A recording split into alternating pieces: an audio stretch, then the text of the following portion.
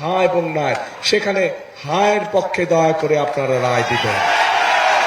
মনে থাকবে তো যে বর্তমান সরকার যখন আসলো, অন্তর্বর্তীকালীন সরকার আসলো, অন্তর্বর্তীকালীন সরকার এসে তারা একটি সংস্কার কমিশন করলো এবং বাংলাদেশের প্রায় কম বেশি রাজনৈতিক দলগুলোকে সেখানে আহ্বান করলো।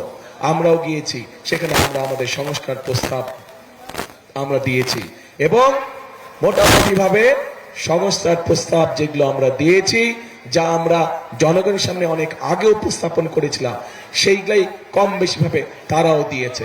হতে পারে কোনোটি ব্যাপারে আমাদের সাথে কিছু কিছু দ্বিমত আছে, কিন্তু আমাদের সাথে যদি কোনোটি ব্যাপার দ্বিমত থাকে, আমরা কোনো লুকো ছাপা করিনি। আমরা জনগণের সামনে প্রকাশ্যে বলেছি যে কোনটিতে আমরা সম্মতি দিয়েছি এবং কোনটিতে আমাদের কিছু ডিসএগ্রিমেন্ট আছে, প্রকাশ্যে বলেছি। এখানে কোনো লুকো ছাপার কোনো বিষয় নাই। এখন প্রিয় ভাই বোনেরা, এই যে 12 তারিখে যে আপনারা আপনাদের পরিকল্পনা সফল করতে যাবেন, একই সাথে আরেকটি কাজ করতে হবে।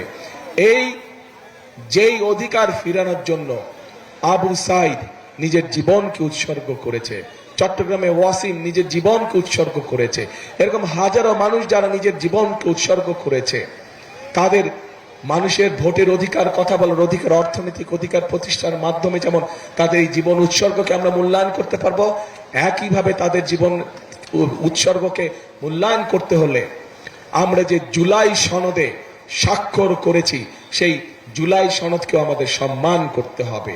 এবং সেজন্যই আপনাদের সকলকে অনুরোধ করব যে ধানের শীষে যেমন সিলটা দিবেন 12 তারিখে, একই সাথে আপনাকে যে দ্বিতীয় ব্যালট পেপারটি দিবে হ্যাঁ এবং না, সেখানে হায়ের পক্ষে দয়া করে আপনারা রায় দিবেন। মনে থাকবে তো?